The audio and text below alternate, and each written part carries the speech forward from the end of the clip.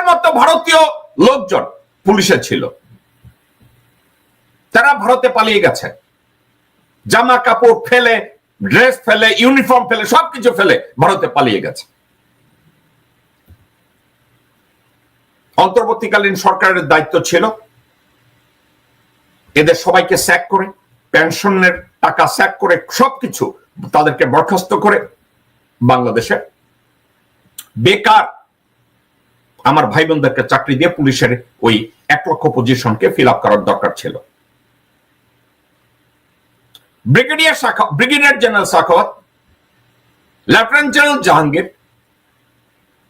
এবং আইন মন্ত্রণালয়ের দায়িত্বে নিয়োজিত আসিফ নজরুল, তাদের আচার আচরণে একটা জিনিস প্রমাণ পায়, তারা হয়তো ভালো মানুষ অথবা খারাপ মানুষ। আমার তাদের ভালোত্ব এবং খারাপ কিছু নিয়ে আমার মাথা ব্যথার কারণ নাই, কারণ তাদের কাছে আমার বোন বিয়ে দেব না। কিন্তু একটা জিনিস, ডক্টর মোহাম্মদ ইউনূসকে আইন শৃঙ্খলা পরিস্থিতির সঠিক অবস্থাটা তার কাছে ব্যাখ্যা করে নাই এবং করার কাজও করে নাই। এটা গেল তাদের এই 3 জনের ব্যর্থতা। আর জেনারেল ওয়াকার একটা জিনিস করে যাচ্ছে ভারতের ইশারায়। বাংলাদেশের আইন শৃঙ্খলা পরিস্থিতি যদি জাহান্নামের চৌরাস্তায় গিয়ে পৌঁছে, ডক্টর ইউনূসকে আন্ডারমাইন করার এর চেয়ে মক্ষণ সুযোগ আর নাই। এই ব্যাটা ডক্টর মোহাম্মদ ইউনূস, তাকে আন্ডারমাইন করার জন্য জেনারেল ওয়াকার চারিদিকে একটা খাঁচা তৈরি করে রেখেছে। এই খাঁচার ভিতরে কারা কারা আছে? সিভিল সাইডে দাঁড় করিয়ে রেখেছে লেফটেন্যান্ট জেনারেল জাহাঙ্গীরকে, প্রতিরক্ষা উপদেষ্টা হিসাবে ঢুকিয়ে রেখেছে লেফটেন্যান্ট জেনারেল হাফিজকে। ডক্টর মোহাম্মদ ইউনূস সকালবেলা উঠে 1 গ্লাস পানি খায় না চা খায়, এটা দেখার জন্য পাশে দাঁড় করিয়ে রেখেছে জেনারেল ফেরদৌসকে। এবং পুলিশের এবং আর্মির যেসব লোকজনরা ছাত্র জনতার উপরে গুলি করেছে, হাসিনাকে 16 বছর ক্ষমতায় রেখেছে, এদের অনেককে তারা এখন পর্যন্ত তাদের স্বপদে বহাল রেখেছে। পরিস্থিতি যদি এমন হয়, আইন শৃঙ্খলা পরিস্থিতির উন্নতি কি করে হবে? কারণ আপনার কি মনে হয় মেজর তানভীর হায়দার নূর, তার অবস্থা দেখার পরে কোন পুলিশ, কোন র্যাব, কোন বিজিবি তারা সামনে এগোবে? কর্নেল গুলজারের কথা ভুলে গেছেন? ভুলে গেছেন 57 জন বিডিআর এর সূর্য সন্তান? তাদের যদি এই অবস্থা হয়, পুলিশের লোকজনরা ভয় পাচ্ছে, তারা দায়িত্ব পালন করতে ভয় পাচ্ছে। বাংলাদেশের যে শুধু বেনজির, হারুন, মনির, বিপ্লব সরকার এদের মতো কুত্তা আছে, ভালো অফিসাররাও আছে, তারা যে কোনো ক্ষেত্রে দায়িত্ব নিতে ভয় পাচ্ছে। পারিবারিক রাজনৈতিক বেড়াজালে তারা চিন্তা করছে, তারা যদি এখন দায়িত্ব পালন করতে যায়, বিএনপি যদি কখনো সরকার গঠন করে, তারা ঠিক একই কাজটা করবে যেটা আওয়ামী লীগ করেছে। জেনারেল ওয়াকার এখন ওই কাজটাই করছে, হাসিনার কাজটাকে কন্টিনিউয়েশন করার জন্য, আওয়ামী লীগকে পুনর্বাসন করার জন্য, আওয়ামী লীগের কুত্তা, গরু, ছাগল, হারামজাদাদেরকে বাঁচিয়ে রাখার জন্য যেই কাজটি করা দরকার, ওয়াকার এখন ওই কাজটি করছে। এই চিন্তা করার কোনো কারণ নাই যে জেনারেল ওয়াকার 17 কোটি মানুষ, 20 কোটি মানুষের বন্ধু, এই কথা চিন্তা করার কোনো কারণ নাই। রাস্তাঘাটে মা বোনরা রাস্তায় বেরোতে পারেন না, টিপ্পনি কাটে, লোকজন টিপ্পনি কাটে, মাস্তানরা এখানে ওখানে চাঁদাবাজি করে, এখান থেকে সেখান থেকে বাজারে দ্রব্যমূল্য বিক্রি করতে পারছে না ব্যবসায়ীরা, তাদের ওখানে সিন্ডিকেট তৈরি করে চাঁদাবাজি শুরু করে দেয়। পুলিশের পাশে দাঁড়িয়ে হাইজ্যাক হয়, পুলিশ কোনো কথা বলে না। সার্জেন্টের পাশে দাঁড়িয়ে গাড়ির থেকে হাইজ্যাক করা হচ্ছে, কিছু করছে না। ডক্টর মোহাম্মদ ইউনূস, আপনাকে যদি আমি প্রশ্ন করি, then under what circumstances military must have magistracy power? Why? আপনি মিলিটারিকে ম্যাজিস্ট্রেসি পাওয়ার দিয়েছেন, আপনি সরাসরি দেন নাই। এখানে আসিফ নজরুল জড়িত।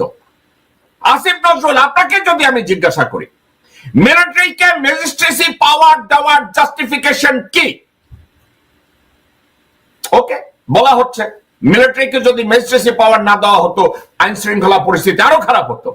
এর জন্য দায়ী কে? আওয়ামী লীগ। এর জন্য দায়ী কে? হাসিনা শেখ নিজে। এর জন্য দায়ী রেখে রেহানা শেখ নিজে।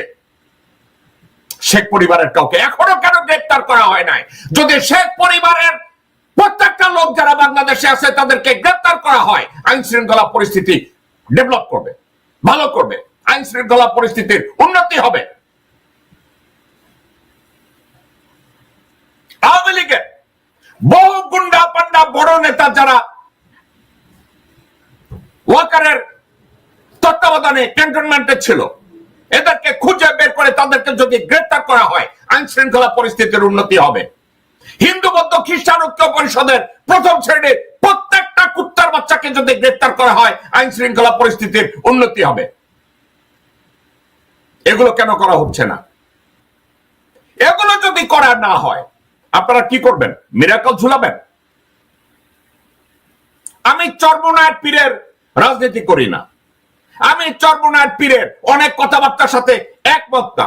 চর্মনায়ের পীরের কথাবার্তা বিশুদ্ধ না, অনেক ক্ষেত্রে কথাবার্তা বলে যেগুলো বইয়ের বাইরে, আকল জ্ঞানের বাইরে। কিন্তু একটা কথা আমি বিশ্বাস করি, চর্মনায়ের পীর বলেছে, চর্মনায়ের পীর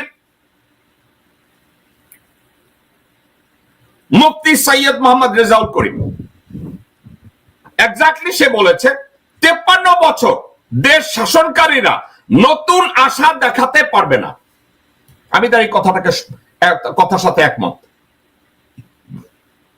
আমি কথার সাথে পুরোপুরি একমত। দর্শকবৃন্দ একটু চিন্তা করে দেখেন কেন তার কথার সাথে একমত। আওয়ামী লীগ দেশ শাসন করেছে, যদি তারা 16 বছর 20 বছরে দেশের জনগণের কোন উন্নয়ন করতে না পারে, দেশের ফান্ডামেন্টাল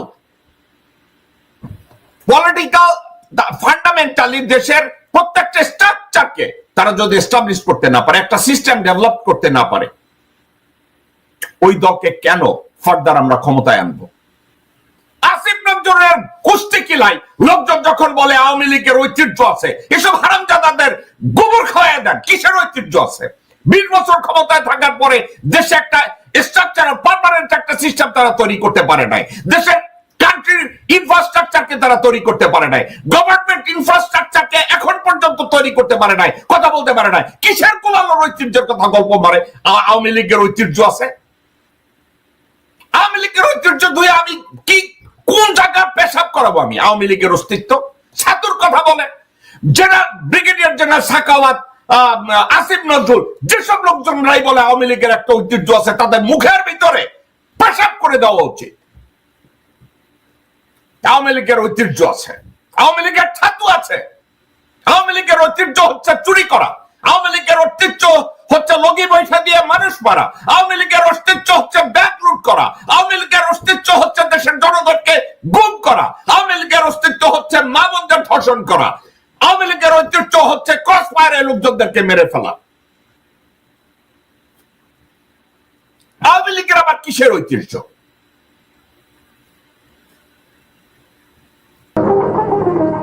কারা রইল বোকাপাট, কারা রইল বোকাপাট, ভেঙে ফেল কর রেলপাট, রক্ত জামার শিকল পুজোর ভাষণ বেদি। ওরে ও তরুণ নিশান, ওরে ও তরুণ নিশান, বাজে তোর গলায় বিশাল ধ্বংস নিশান, প্রাচীর প্রাচীর ভেদি। কারা